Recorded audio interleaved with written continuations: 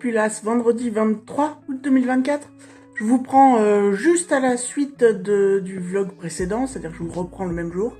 Il est 20h20. Donc là, je vais me mettre un film qu'il me tarde de voir pour voir ce que ça donne, parce que j'ai entendu beaucoup de choses sur ce film et il me tarde de me faire mon avis. C'est Beau is Afraid, que je vous mets l'affiche là, de Ari Aster. Alors, Ari Aster, c'est qui ? C'est un réalisateur qui m'intrigue beaucoup, même si me passionne, c'est pas le mot, parce qu'à chaque fois j'ai des expériences particulières avec ces films. J'avais vu d'abord Hérédité avec l'actrice Toni Collette. C'est le dernier film en date qui m'a empêché de dormir quand même.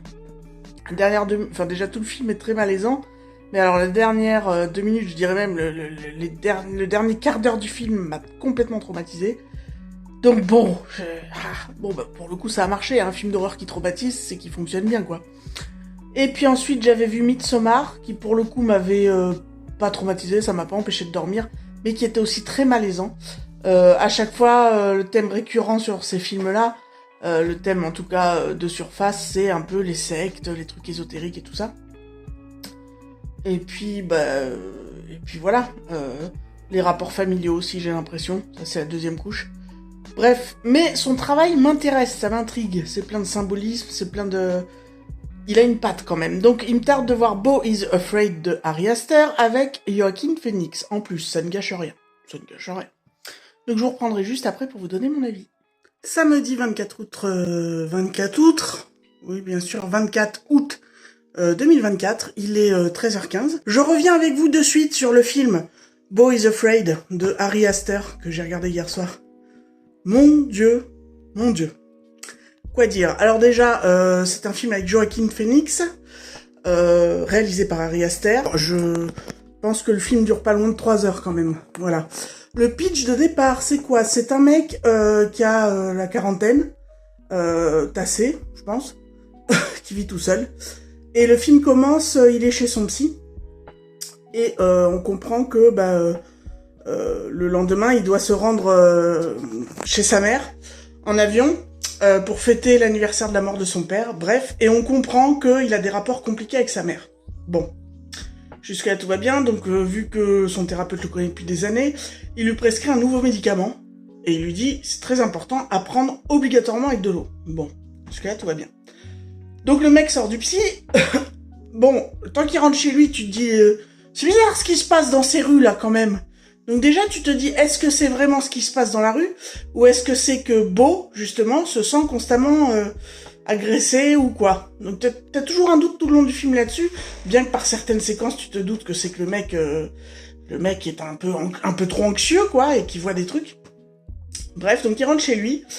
Sur ses entrefaites, il passe une nuit de merde, parce que... une fois qu'il est chez lui, qu'il se couche, il y a du bordel dans son immeuble, et on lui glisse des mots sous la porte en lui demandant de couper sa musique parce qu'on peut pas dormir, sauf qu'il a pas de musique d'allumer chez lui.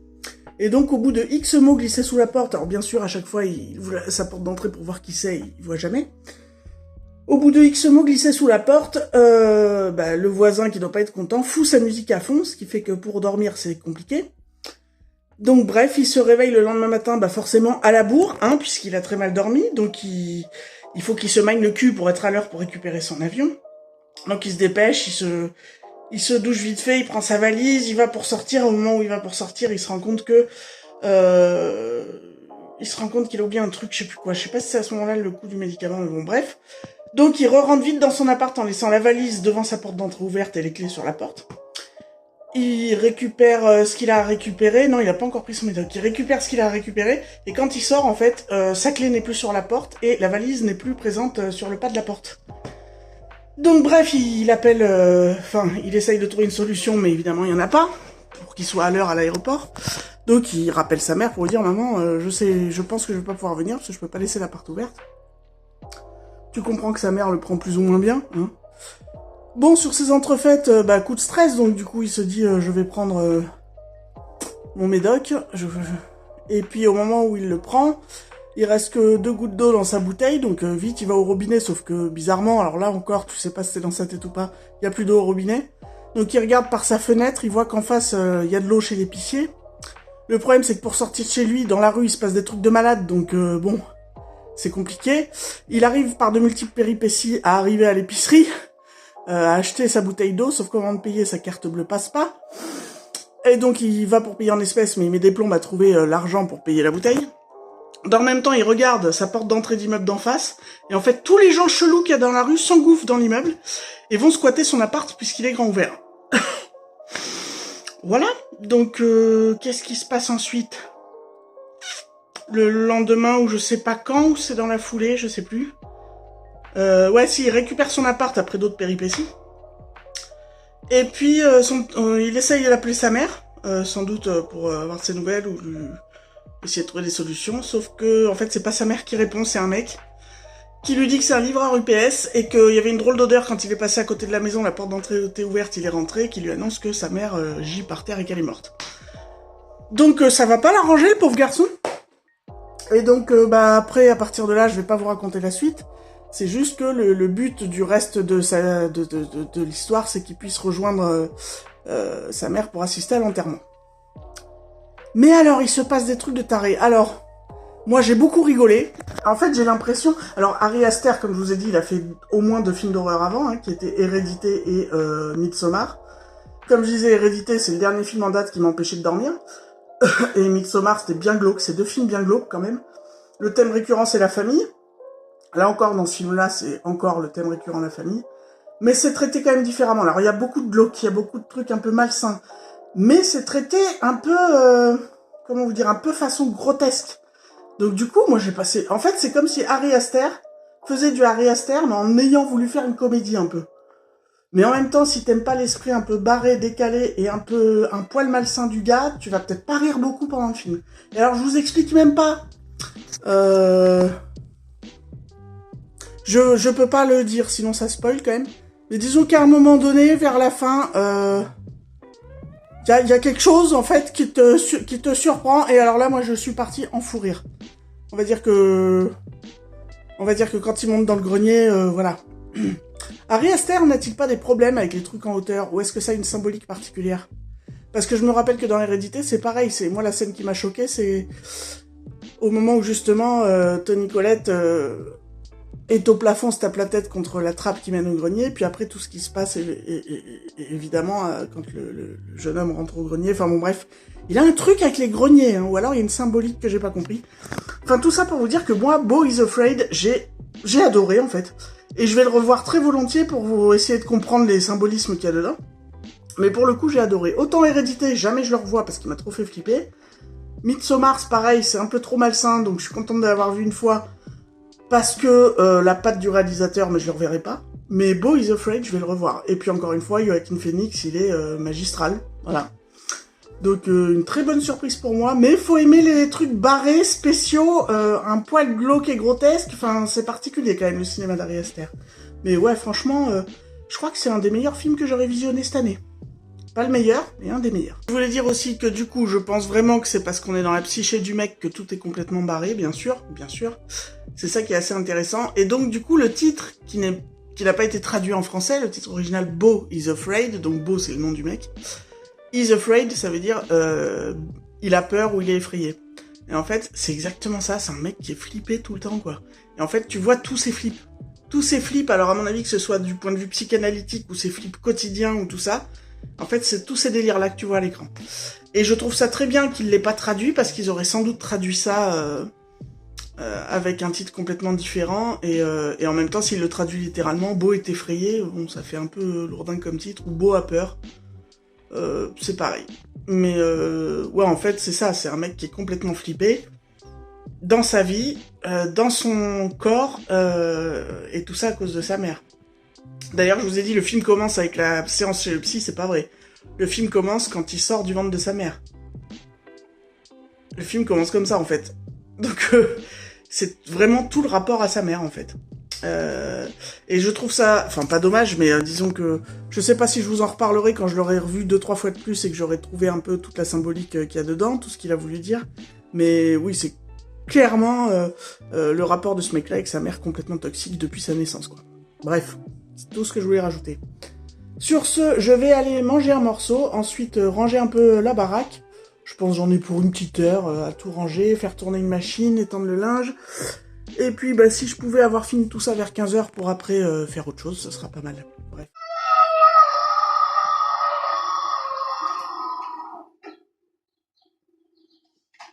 Wesh la populace, dimanche 25 je crois.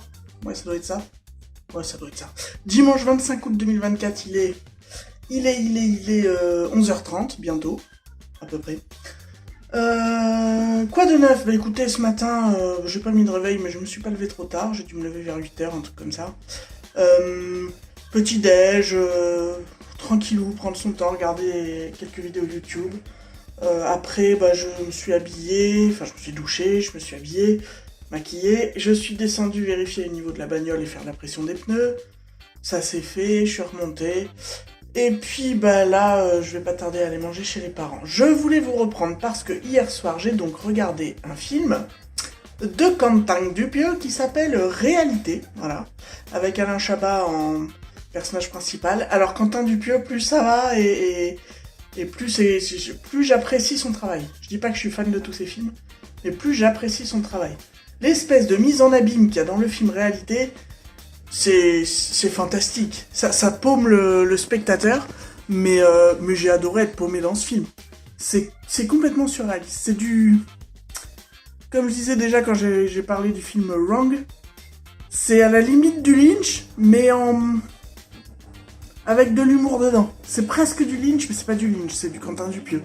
Mais ouais, j'ai bien kiffé. Alain Chabat dedans est excellent. Il y a Jonathan Lambert aussi, il y a Élodie Bouchez. Et puis, bah voilà, je sais plus dans quel autre film c'était comme ça aussi, mais il adore faire des mises en abîme. Des histoires dans les histoires qu'on retrouve dans l'autre histoire qui sont dans les histoires, etc., etc., etc. Et ça te paume complètement, en fait. Du coup, le titre du film est assez génial pour ça. Tu te demandes où est, justement, la réalité. Quelle est la réalité dans ce film? Est-ce que la question, c'est pas... on a tous notre propre réalité, et des fois, on voit peut-être pas les choses de la bonne façon parce qu'on a notre propre réalité qui prend le dessus sur la réalité des autres. Voilà, moi je l'ai perçu un peu comme ça, mais de façon légère. Et j'ai beaucoup apprécié ce film. Vraiment, beaucoup. Est-ce que je vous le conseille? Alors, c'est compliqué le cinéma de Quentin Dupieux. C'est pas son film le plus accessible. En même temps, est-ce qu'il a des films vraiment accessibles? Je sais pas.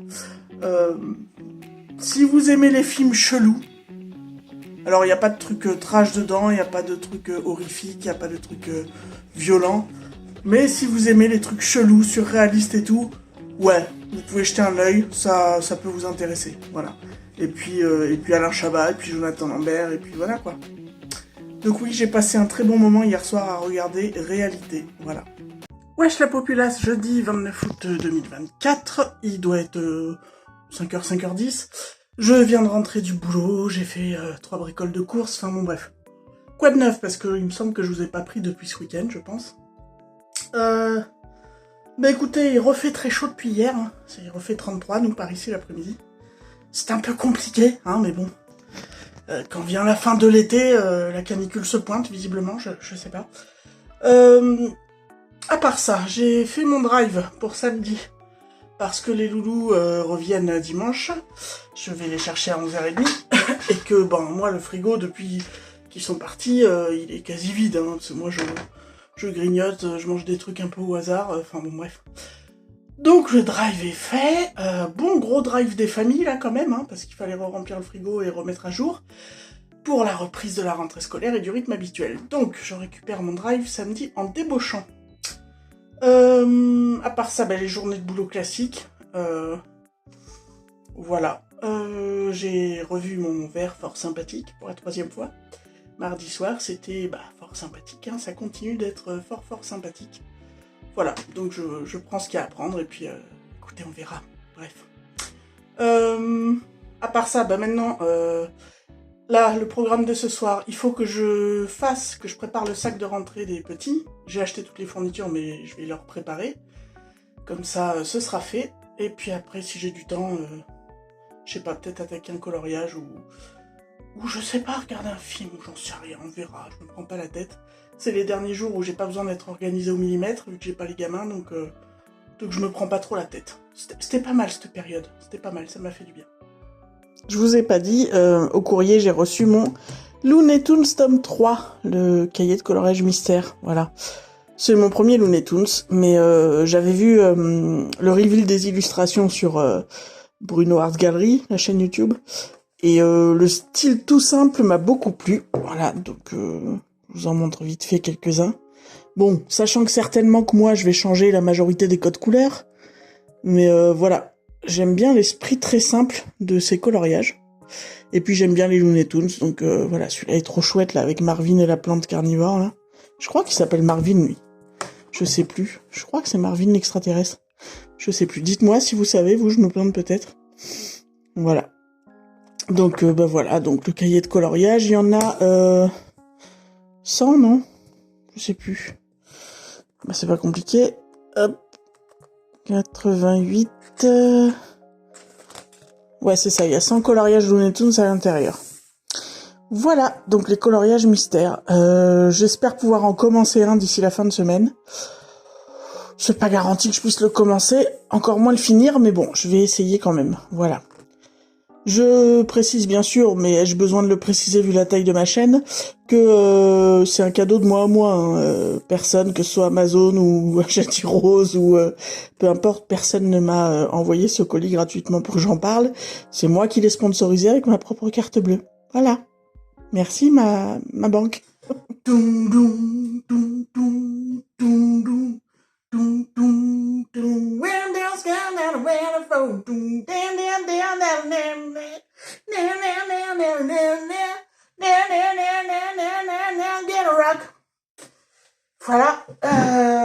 Bref, vous l'aurez compris, j'ai pas eu le temps de faire une vidéo à part, comme je vous avais dit dans d'autres vlogs, sur bah voilà, la vidéo à thème avec deux films que je voulais faire. C'était une vidéo sur le thème d'Elvis, avec justement la critique du film Elvis d'un côté, et du film Priscilla de l'autre, hein, voilà.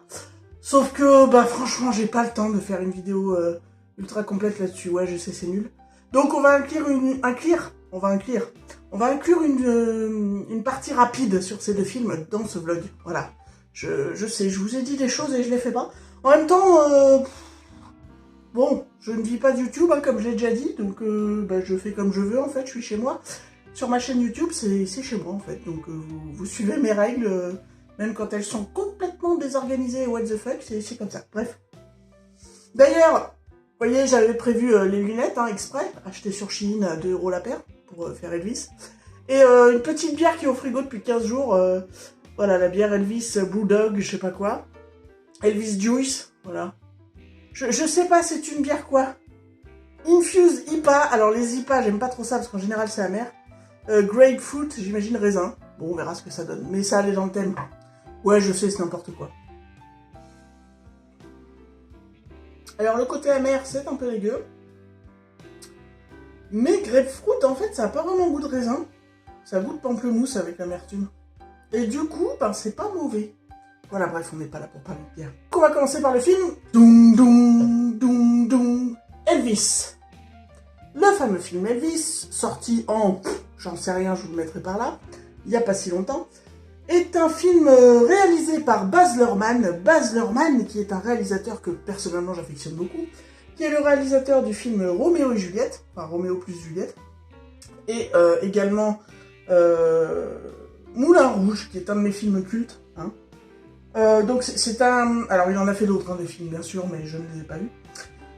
C'est un réalisateur qui a un univers très baroque et foisonnant.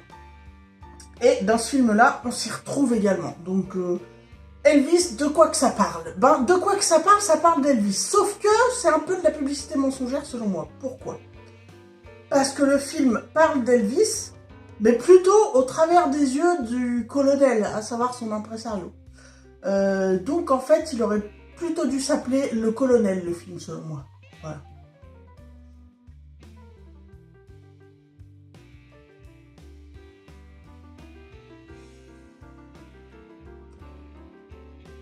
Donc les acteurs à l'intérieur, alors celui qui joue Elvis, ben j'ai pas révisé, je me rappelle pas, je connais pas son nom, donc je vous mettrai par là, le nom de l'acteur qui joue Elvis dans le film Elvis. Et celui qui joue du coup le colonel, donc l'impresario d'Elvis, c'est Tom Hanks, forcément. Bon. Alors les deux jouent très très bien. Hein. Le gars qui joue Elvis, c'est vrai que c'est pas un sosie du tout d'Elvis, du tout, du tout. Mais dans le côté beau gosse, ténébreux, machin, et en même temps avec sa gueule d'ange, ça colle bien. Tom Hanks évidemment est magistral comme toujours. Mais Tom Hanks, c'est la réflexion que je me suis faite dans ce film, même s'il joue très très bien, Tom Hanks fait toujours du Tom Hanks. Voilà. Alors c'est pas chiant, puisque moi j'aime beaucoup tous les films qu'il joue, je l'aime beaucoup en tant qu'acteur.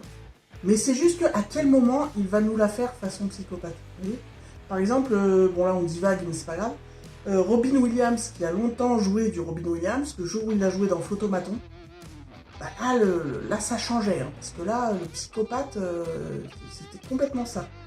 Et ça serait bien qu'un jour Tom Hanks nous surprenne et joue un vrai psychopathe ou un vrai tordu ou un vrai taré pour qu'on voit qu'il ne fait pas que du Tom Hanks.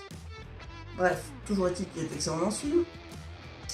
Que les scènes de chant et de danse d'Elvis sont très très bien réalisées.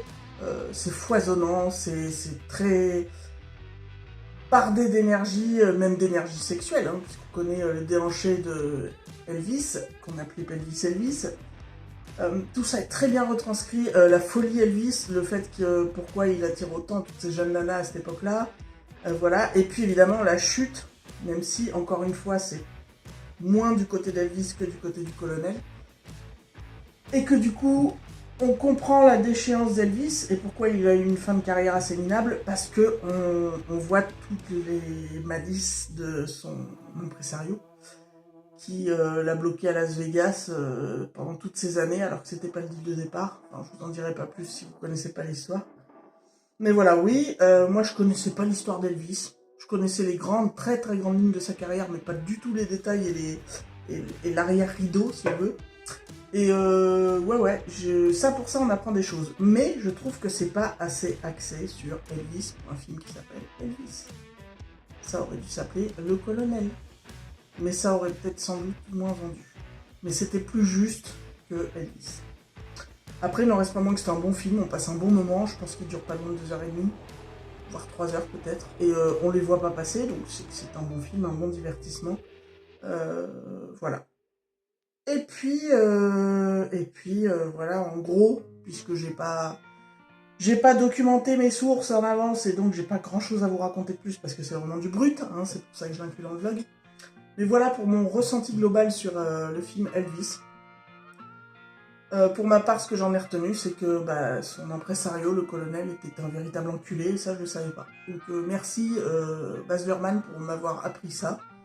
Parce que oui, on se rend compte que Elvis aurait pu faire tellement d'autres choses s'il n'était pas tombé sur la mauvaise personne.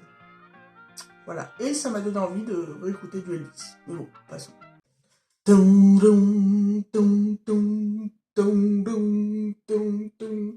Deuxième film que j'ai vu à la suite, le film Priscilla, voilà, de Sofia Coppola, qui donc parle de l'histoire de Priscilla Beaulieu, hein, de départ, qui deviendra Priscilla Presley, puisque ce fut la femme d'Elvis Presley.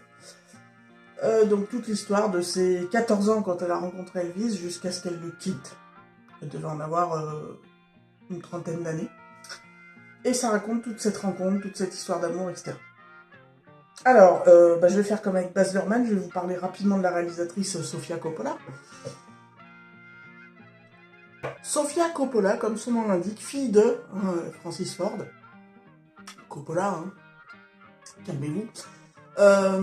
Et donc la réalisatrice, entre autres, je vais vous citer 2 films d'elle que j'ai vus, de Virgin Suicide, qui est un film que j'adore, et de Marie-Antoinette, qui est un film que j'aime beaucoup. Je dirais pas que j'adore, mais voilà, j'aime beaucoup.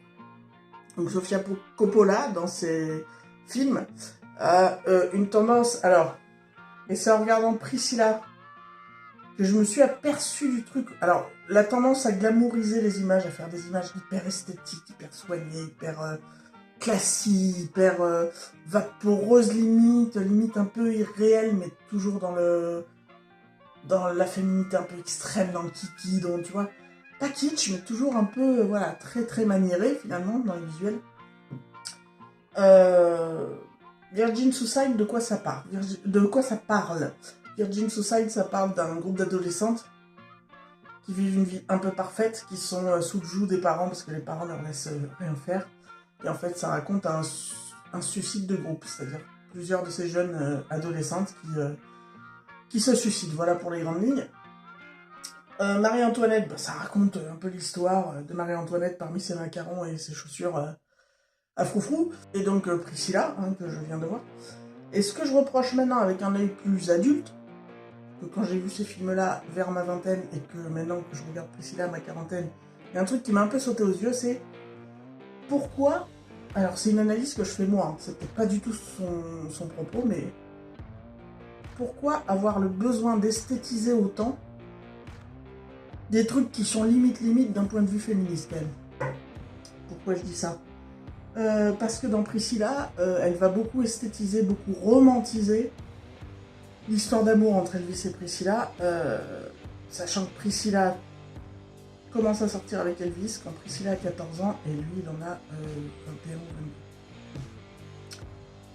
22. Et donc, glamouriser ça un peu à l'extrême comme elle l'a fait avec ses autres films, je trouve ça un peu limite. Je veux dire, en 2024, alors le film a peut-être 2-3 ans, ou peut-être 5, je trouve que ça passe limite moyen. Et puis surtout, avec l'âge que j'ai, ça passe encore moins. Est-ce qu'on peut glamouriser un mec qui a 22-23 ans et qui veut se taper une meuf de 14 ans? Je sais pas, on va me dire autre temps, autre mœurs, ouais, peut-être, je sais pas. Moi, je trouve pas ça glamour. Après, elle montre la jeune fille en train de tomber amoureuse, mais est-ce que c'était vraiment de l'amour au départ? Je veux dire, t'as 14 ans, tu rencontres la star du moment, la méga star du moment, qui est adulée par toutes tes copines de classe. À quel moment, forcément, tu vas pas être en admiration et tu vas pas... Est-ce que c'est pas plus facile pour un mec comme Elvis de se taper ce qu'il veut comme gamine en termes d'âge, vu sa renommée? Bah forcément que si, et c'est là qu'est tout le problème, selon moi, de ce film. C'est que ça n'en parle pas. Surtout pour ensuite montrer que, bon, a priori, d'après Sofia Coppola, j'en sais rien, encore une fois, je me suis pas renseigné, il a attendu qu'elle ait 18 ou 20 ans pour coucher avec elle, même si, entre-temps, ils se sont vus avec l'accord des parents, qu'entre-temps, elle s'est installée chez lui, finir ses études, etc. Mais, bon, a priori, il ne l'aurait pas touché avant ses 18-20 ans, peu importe.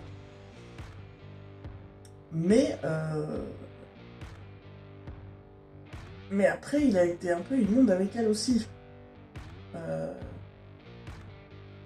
Parce que ça reste Elvis.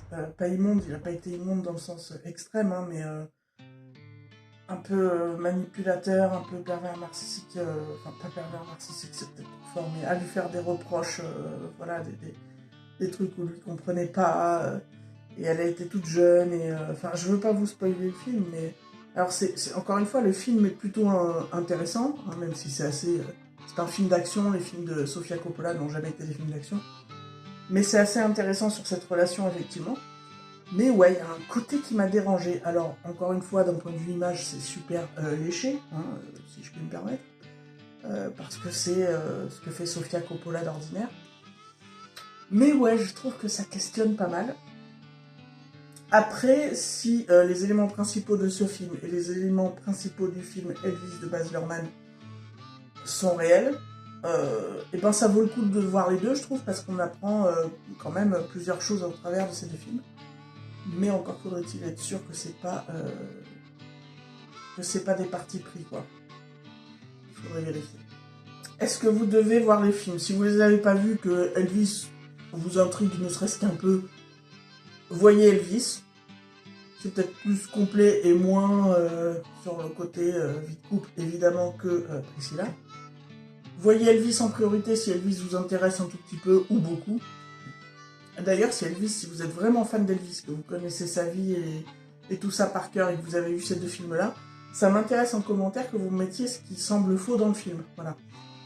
Dans les films d'ailleurs. Et Priscilla, bah, si vous êtes intéressé par Elvis et par les relations, histoire d'amour, allez-y, mais voilà, moi ce qui m'a dérangé, c'est de romantiser cette histoire d'amour entre une plutôt pas mal mineure, surtout pour l'époque, parce que la majorité était vachement plus tard que maintenant, et un mec de 22-23 ans. Voilà, je dis ça, je dis rien. Mais bizarrement, j'imagine que comme c'est Elvis, plein de gens vont me dire non, mais ça n'a rien à voir. Même des gens qui d'habitude bug sur ce genre d'argument, sont même dans l'extrême là-dessus, là vont me dire mais non, mais tu comprends rien, ça n'a rien à voir. Ils étaient amoureux. Ouais, je sais pas. Est-ce qu'une gamine de 14 ans à qui tu dis on va rencontrer Elvis qui est en pleine gloire à l'époque, est-ce que c'est vraiment de l'amour? Est-ce que l'autre en profite pas? Je sais pas, mais j'aurais tendance à dire que c'est quand même à double tranchant, Donc c'est plutôt des bons films, donc s'ils vous intéressent, allez-y. Et puis si vous les avez vus, dites-moi vous ce que vous en avez pensé. Voilà, je voulais vous montrer aussi que je suis jamais dans l'abus, jamais, never. Voilà, donc j'ai fait le plein de dosettes. Bon, parce que ça, voilà, le tiroir rempli, je trouve ça satisfaisant. Donc j'ai recommandé d'autres dosettes, voilà, j'ai recommandé d'autres dosettes, bien sûr, pour compléter le tiroir et puis avoir du stock, quoi. Non, mais là, me fais pas dans l'abus. Non. Non, quand je trouve un truc nouveau, je tombe jamais dans l'abus, moi, c'est pas le style. Voilà, parce que je veux qu'elle soit heureuse, ma Tassimo. Je veux qu'elle découvre plein de choses dans la vie, plein de nouvelles saveurs, voilà, qu'elle me procure plein de plaisir au travers de différents goûts. Et, ouais, je l'aime, ma Tassimo. Je l'aime. Je t'aime, Tassimo. Mouah.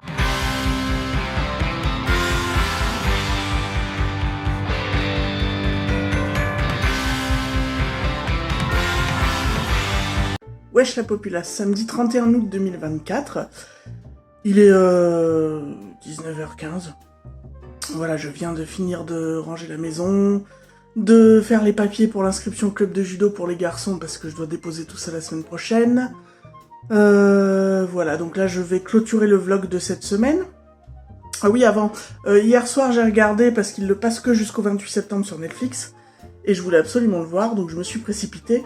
J'ai regardé Violent Night sur Netflix, avec en acteur principal et qui joue le Père Noël, l'acteur qui joue le shérif dans Stranger Things, que j'aime beaucoup. Tant physiquement que d'un point de vue acting, voilà. Et donc c'était vachement sympa, c'est fun, c'est très humour noir, un peu beaucoup trash. Voilà, le pitch de départ c'est quoi? Bah c'est le Père Noël. Alors un Père Noël qui est complètement désabusé, qui picole, qui en a plein de cul de cette nouvelle génération d'enfants aussi désabusés que lui, et qui se dit que c'est peut-être la dernière fois qu'il fait une tournée parce qu'il en a plein de cul, il a envie de raccrocher les gants. Donc il picole, il se met des mines, tout ça. Et puis bah il fait donc sa tournée, et il tombe dans une maison pour livrer les cadeaux. Et en fait dans cette maison c'est une réunion de famille le jour de Noël, donc c'est une famille d'ultra riches. Où la maman réunit ses enfants, donc qui ont entre 30 et 40 ans, certains d'entre eux ont eux-mêmes des enfants. Et en fait, cette famille d'ultra riches, cette nuit-là, au moment où le Père Noël rentre dans la maison pour déposer les cadeaux, cette famille d'ultra riches se fait braquer par des mecs qui ont repéré depuis un moment que la veille, ils se faisaient livrer pas mal de cash dans leur coffre-fort, et qui ont planifié de les braquer, en fait, pour récupérer le pognon. Et donc en gros ça va être la bataille entre le Père Noël et les braqueurs. En fait, et d'ailleurs c'est marrant parce que la petite fille qui va être en communication avec le Père Noël pendant le film lui parle de cette ref, mais en fait j'ai un peu l'impression que c'est ça, c'est un Home Alone pour les adultes. Voilà, parce que franchement je me suis bien marré. Donc Home Alone c'est Maman j'ai raté l'avion, mais ça c'est la version pour adultes parce que ça part en couille quand même. Mais c'était drôle, voilà, c'était très drôle. Voilà, sinon quoi d'autre? Ben écoutez, rien de spécial. Demain matin, à 11h30, je récupère mes loustiques, et après, ce sera la rentrée. Donc je pense que je vais tout faire pour pouvoir leur couper les cheveux demain avant qu'ils reprennent la rentrée. Parce que sur les fils d'actualité, déjà, ils parlent des poux. Ils ont même pas repris l'école, que le sujet principal sur les fils d'actualité, c'est les poux. J'ai pas envie de me retaper l'expérience d'il y a quelques mois. Donc je vais sans doute pas leur raser aussi court que quand ils en avaient eu, mais ouais, faire une coupe courte quand même pour être à peu près tranquille. J'ai aussi prévu de l'huile essentielle de lavande à leur foutre derrière les oreilles le matin avant d'aller à l'école. La meuf a pas été traumatisée il y a quelques mois finalement. Bref, écoutez, à part ça, on verra la semaine prochaine si j'aurai de quoi vous tourner quelques séquences pour vous faire un vlog, parce que comme c'est la semaine de la rentrée, et qu'en plus le mercredi, maintenant il y aura judo, mais mercredi là j'ai aussi la la vidange, et j'ai aussi des mecs les électriciens qui doivent passer pour m'installer un détecteur de fumée, enfin bon, bref. On reprend le rythme boulot-école cumulé, plus les activités qu'on va se rajouter le mercredi, tout ça, enfin bon, bref. Je ne sais pas, vous verrez bien, donc écoutez, prenez soin des gens qui prennent soin de vous, j'espère que pour vous tout va bien, et on se dit à la semaine prochaine pour un nouveau vlog, ou à dans un peu plus tard. Tchuss la populace.